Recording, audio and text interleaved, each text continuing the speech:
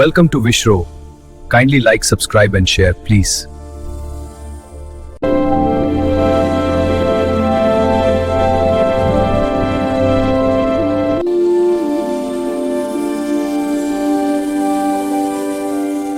കാടുകളുടെ നിശബ്ദത പോലും സംസാരിച്ചിരുന്ന ഒരു കാലമുണ്ടായിരുന്നു.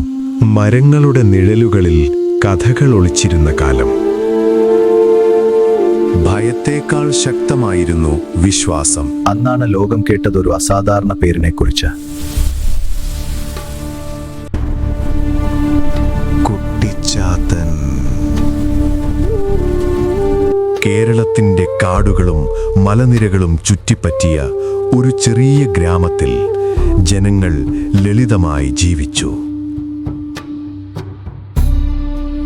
കാണാനാവാത്തൊരു ശക്തിയെ അവർ വിശ്വസിച്ചു.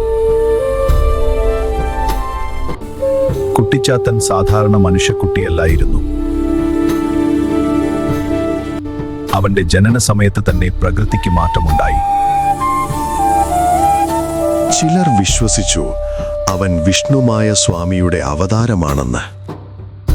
മനുഷ്യലോകത്തിനും ആത്മലോകത്തിനുമിടയിൽ നടന്ന ഒരു സാന്നിധ്യം. കുട്ടിച്ചാത്തൻ വളരുന്നതിനൊപ്പം അവന്റെ ശക്തിയും വളർന്നു.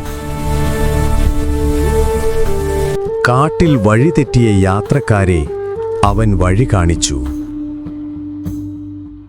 ഭയത്തിൽ വിറച്ചവർക്ക് അവൻ ധൈര്യം നൽകി.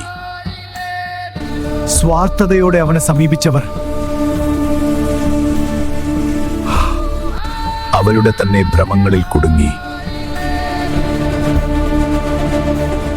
ശുദ്ധഹൃദയത്തോടെ എത്തിയവർക്ക് അവൻ അനുഗ്രഹമായി മാറി. ഇന്നും കുട്ടിച്ചാത്തൻ സേവ നടക്കുന്ന സ്ഥലങ്ങളിൽ ഓം ഗം ഗണപതയേ ഒരു അദൃശ്യ സാന്നിധ്യമുണ്ടെന്ന് ആളുകൾ പറയുന്നു. അവൻ ദൈവമാണോ, ആത്മാവാണോ, അല്ലെങ്കിൽ ഒരിതിഹാസമോ? പക്ഷേ ഒരു കാര്യം ഉറപ്പാണ്. ഭയത്തേക്കാൾ വലുതാണ് വിശ്വാസം. കാലത്തേക്കാൾ ദൈർഘ്യമുള്ളതാണ് കഥകൾ. അതുകൊണ്ടുതന്നെ കുട്ടിച്ചാത്തൻ ഇന്നും ജീവിക്കുന്നു.